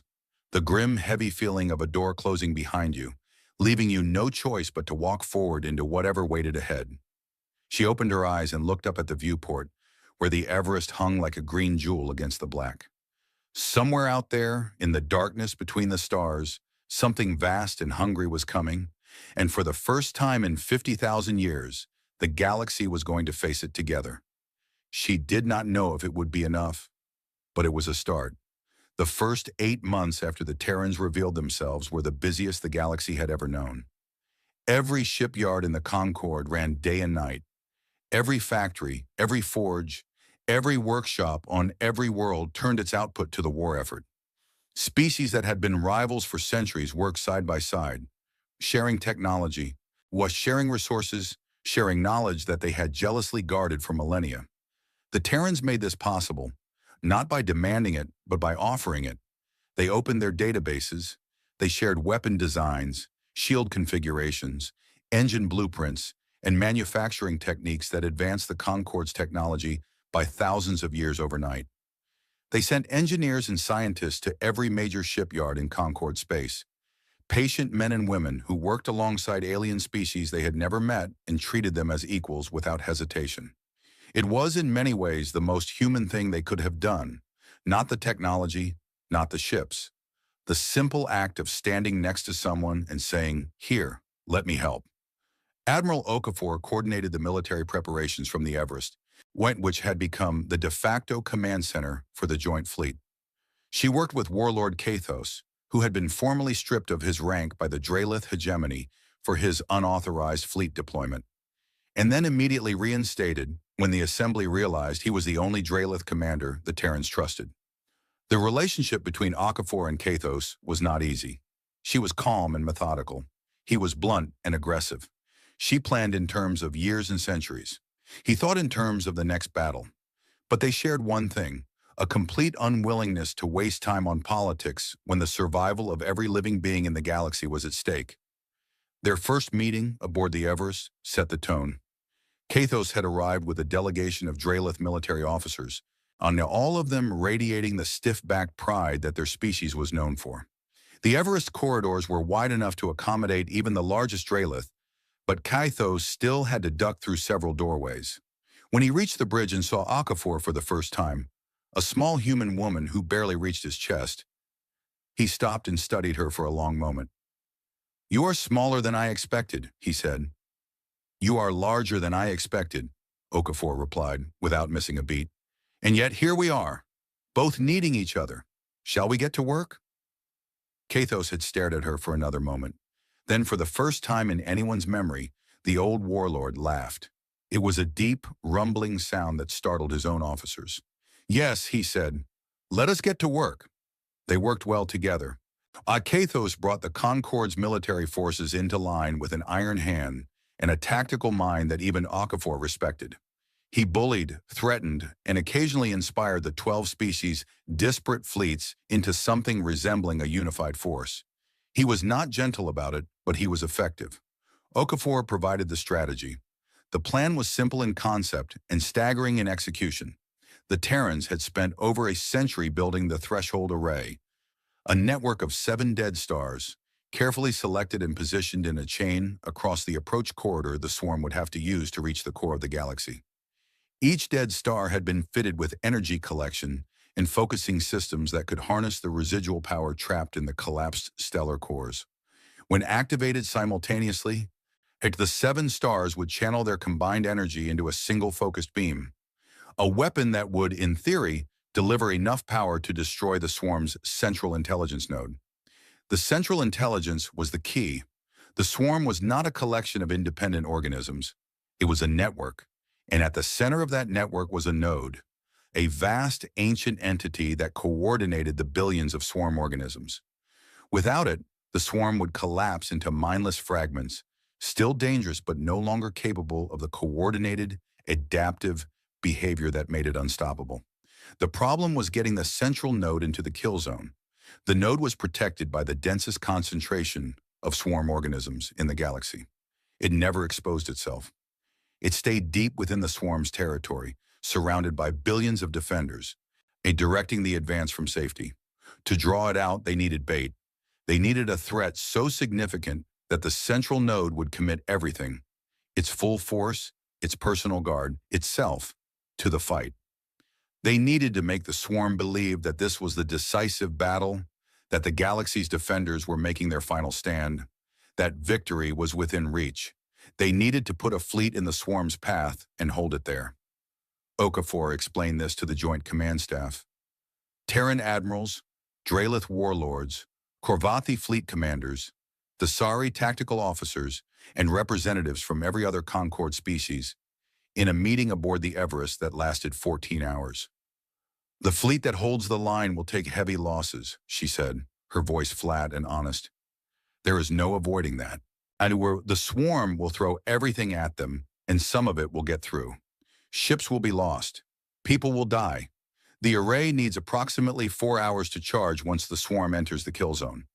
4 hours is a very long time when you are fighting the most dangerous enemy the galaxy has ever seen." She paused and looked around the room. "I will not order anyone to do this. The Terran stewardship fleet will form the core of the holding force. We have the most experience fighting the swarm, and this is our plan. We will hold the line." The room was quiet. Then Kathos stood. "The Drelith will stand with you," he said, not asking permission, not consulting his government, just stating a fact. One by one, the other commanders stood. The Korvathi, the Thesari, the Velari, even the Velari. A species of scholars and archivists who had never been known for their military prowess, committed every ship they had. The smaller species, the ones who had no warships and no warriors, volunteered their cargo vessels, their medical ships, their construction rigs, whatever they had. By the end of the meeting, the holding fleet numbered over 30,000 ships from every species in the Concord, anchored by the Terran stewardship's 12,000 warships. It was the largest military force ever assembled in the history of the galaxy, and every being in that room knew it might not be enough. The swarm arrived at the outer veil 6 weeks ahead of the most pessimistic projections. The Deep Space Sensor Network, what was left of it, detected the approach as a wall of gravitational distortion sweeping across the galaxy's rim. And behind that wall was darkness. The swarm had consumed everything in its path: stars, planets, dust, gas, light itself. It left behind nothing but void. The joint fleet was waiting. They had positioned themselves along the threshold, the chain of dead stars that formed the array. The formation stretched across a front of nearly 2 light-years, with the Terran fleet at the center and the Concord forces on the flanks. Behind them, hidden among the dead stars themselves, were the array's activation systems. Massive energy collectors that hummed with barely contained power, waiting for the signal to fire. Admiral Okafor stood on the bridge of the Everest and watched the swarm come. It was, she had to admit, the most terrifying thing she had ever seen, and she had been fighting the swarm for 30 years. The advance forces came first. Clouds of smaller organisms, each one the size of a shuttle, swarming in patterns that shifted and flowed like living liquid. Behind them came the larger forms, creatures the size of cruisers, bristling with energy weapons grown from their own bodies, capable of dissolving starship hulls with a touch. And behind those, barely visible on the sensors but unmistakable in its gravitational signature, came the main body, the central mass. Billions upon billions of organisms packed so tightly together that they registered on sensors as a solid object. A wall of dark matter and stolen energy that stretched across the galaxy like a tidal wave. And at its heart, buried deep within the mass, the central node pulsed like a malevolent heartbeat. All fleet elements, this is Admiral Okafor. When the swarm is entering the engagement zone, all ships to combat stations. Remember your training. Remember your positions. Hold the line. She paused. The bridge was quiet. Every officer, every technician, every crew member was watching her. "I know what I'm asking of you," she said, and her voice was softer now. Not weak, never weak, but honest. The voice of a woman who had carried this burden for years and was about to share it with the galaxy. "I am asking you to stand in the path of the most destructive force this galaxy has ever known. I am asking you to fight and to bleed and to hold for 4 hours. Some of you will not survive. I will not pretend otherwise." She straightened. "But I have seen what every species in this fleet is capable of. I have seen Draelith warriors charge into battle against impossible odds. And I have seen Korvathi engineers build miracles out of scrap metal and stubbornness. I have seen Thessari pilots fly through hell and come out the other side. I have seen Velari scientists solve problems that no one thought could be solved. And I have seen humans, my people, hold the line against this enemy for 400 years because we come from a world that taught us one thing above all else: you do not give up. Ever." She let the words hang in the silence. "Today we hold the line together. Today the galaxy fights as one. Not Terran, not Draelith, not Korvathi, not Thessari. One fleet, one fight, one purpose. And when this is over, when the array fires and the swarm falls, we will still be here. All of us, together." She opened her eyes and looked at the wall of darkness approaching on the tactical display. And when all ships engage. The Battle of the Threshold began at 0847 hours, Galactic Standard Time. It would last 4 hours, 11 minutes, and 37 seconds. By the time it was over, it would be the most documented, most studied, and most remembered event in the history of every species that survived it. The first wave of swarm organisms hit the fleet like a physical blow. Thousands of smaller creatures slammed into the forward shields, detonating on contact, probing for weaknesses, testing defenses. The Terran ships absorbed the impact with shields that burned white-hot. The Concord ships, equipped with Terran-upgraded shield generators, held better than anyone had expected. But the sheer volume of the attack was staggering.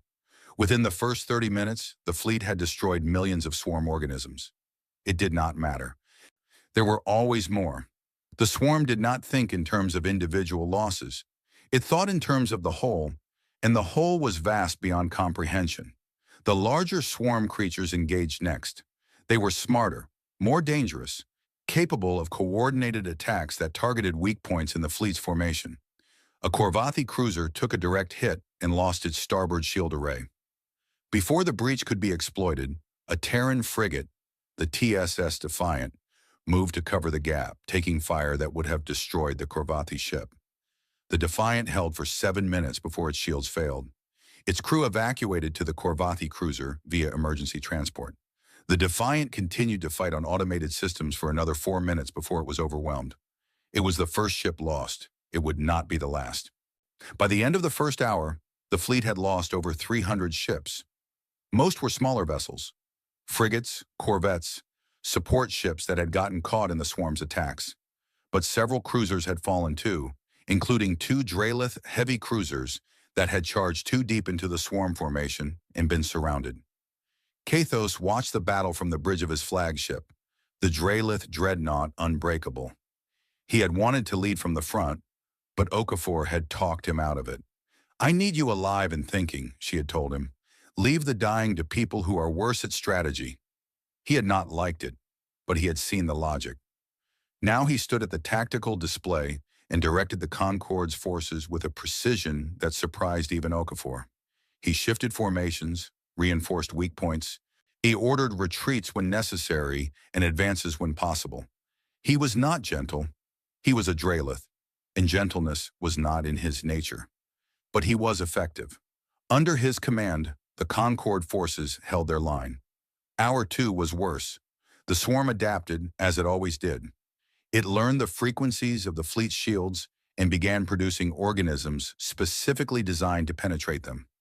It targeted communication relays, trying to cut the fleet's coordination. It sent fast-moving strike groups around the flanks, forcing the fleet to spread its defenses thin. The Terran fleet bore the worst of it. They were at the center, directly in the swarm's main path, and they fought with a ferocity that the Concorde species had never seen. Terran ships did not retreat when damaged. They patched what they could, rerouted what they could not, and kept fighting. When weapons failed, they used their ships as battering rams. When shields failed, they flew into the swarm's formations and detonated their reactors, taking thousands of organisms with them. It was not bravery exactly. It was something deeper, something that came from 60,000 years of evolution on a world that had never once promised them safety. It was the refusal to stop, the absolute bone-deep cellular-level refusal to accept defeat. The Concorde forces, watching the Terrans fight, found something they had not expected: inspiration. The Drelith, who prided themselves on being the galaxy's warriors, saw a species that fought with a raw, desperate courage that put their own traditions to shame. The Corvathi, who valued practicality above all, saw engineers performing miracles under fire, rigging impossible repairs with impossible speed. The Villari, who had never considered themselves fighters, saw people who were afraid, genuinely, visibly afraid, and fought anyway. And they fought harder because of it. Hour 3. The array's charging systems were at 60%. The swarm's central node was moving closer, drawn by the intensity of the battle, committing more and more of its forces. Okafor watched the tactical display with unblinking eyes.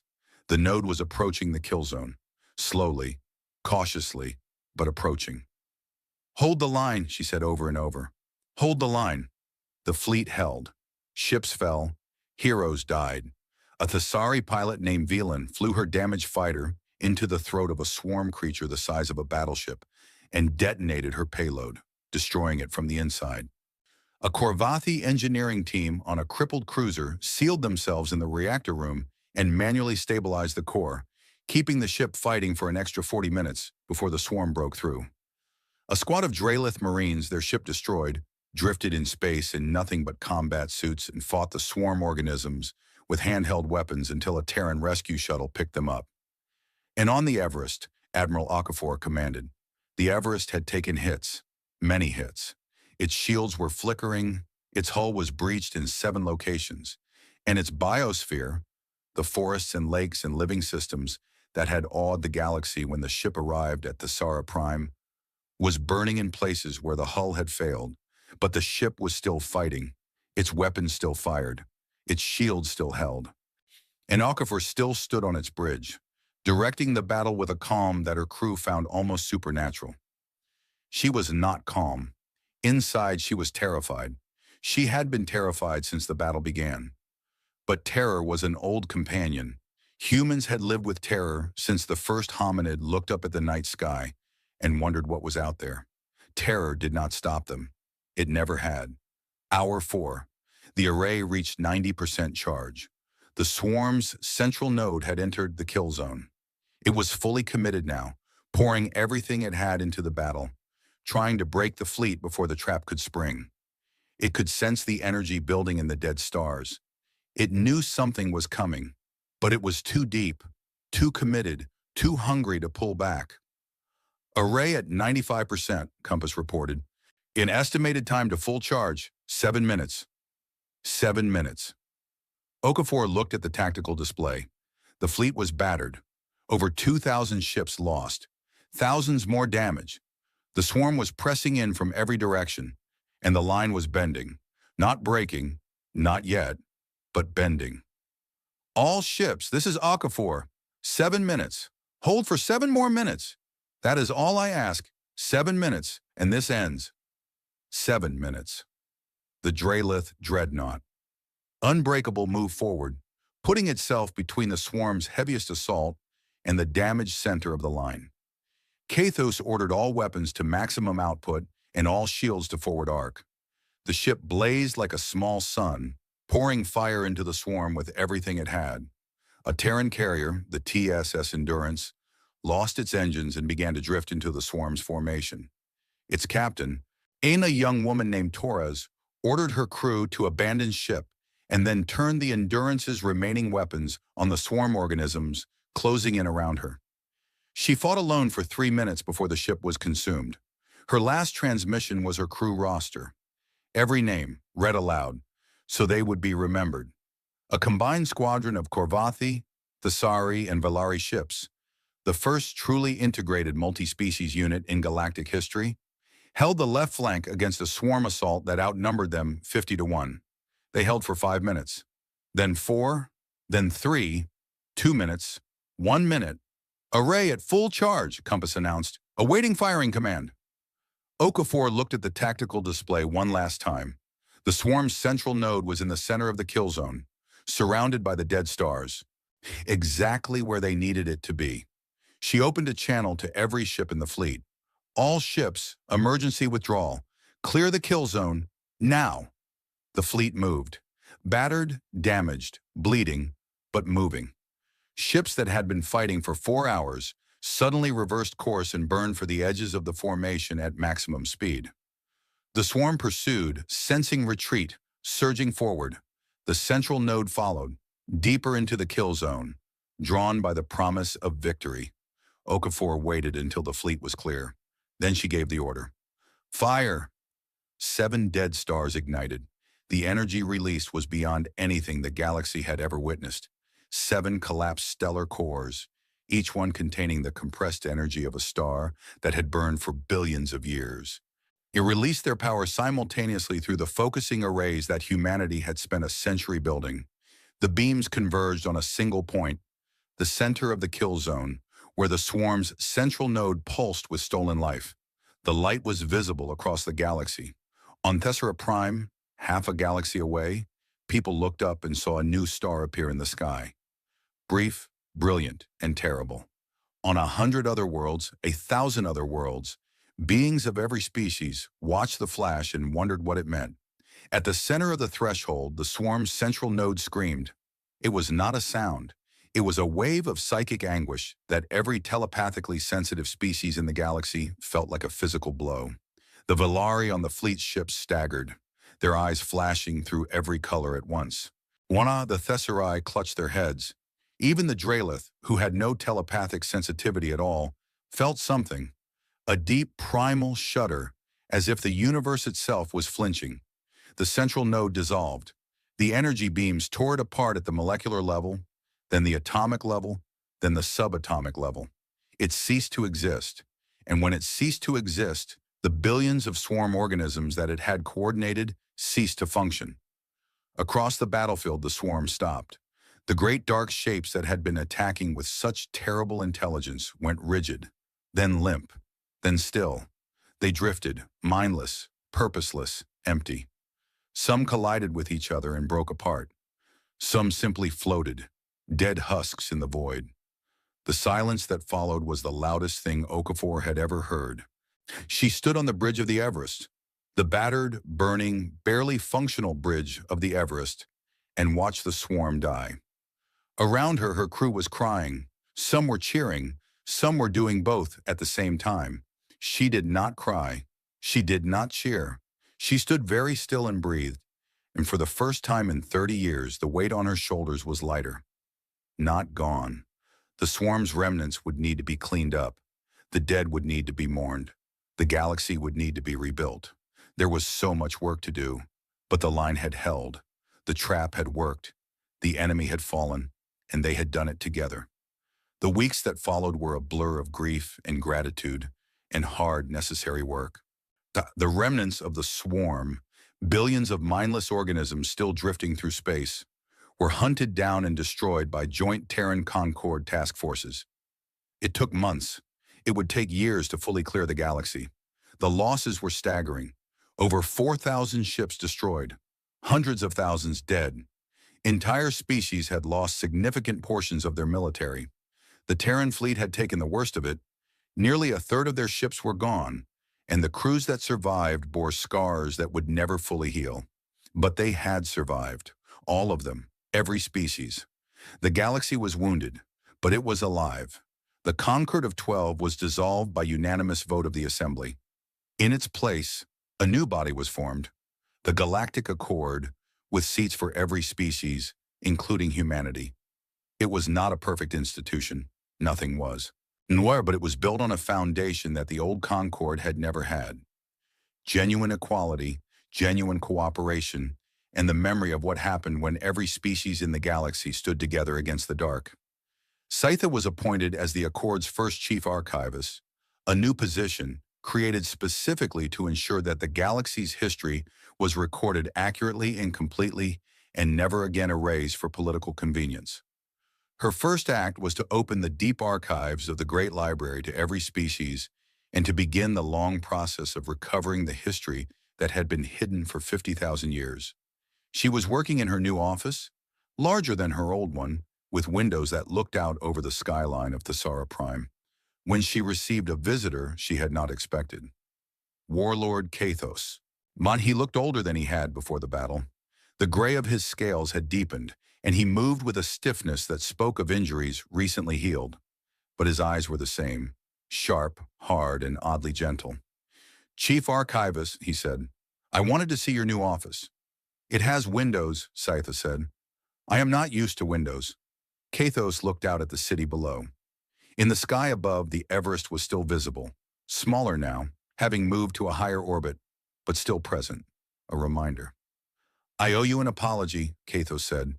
"When you first brought your findings to the Assembly, I did not laugh, but I did nothing to support you either. I let you be humiliated because I was afraid of what your discovery meant.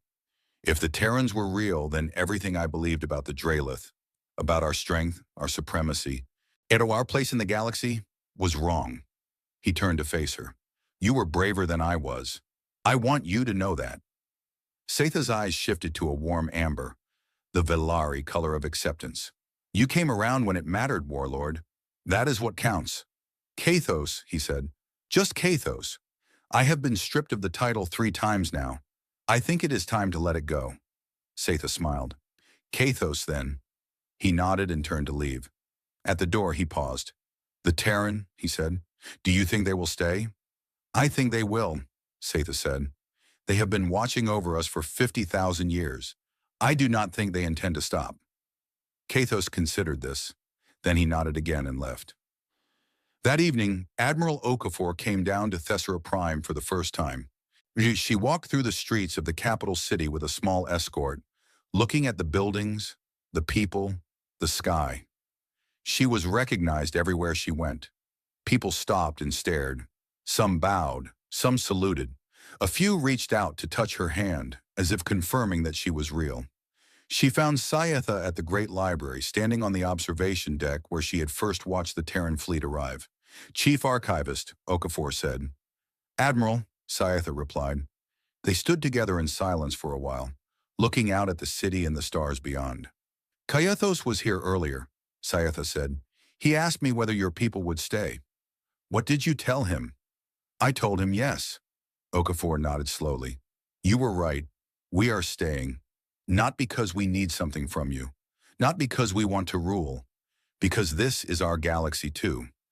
It always was. Even when we were told it was not. Sayatha turned to her. Can I ask you something? Caiathos asked it too, in a different way. Your people had the power to take this galaxy at any point in the last 50,000 years. You had the technology, the ships, the strength. You could have come back and conquered everything. Why did you not?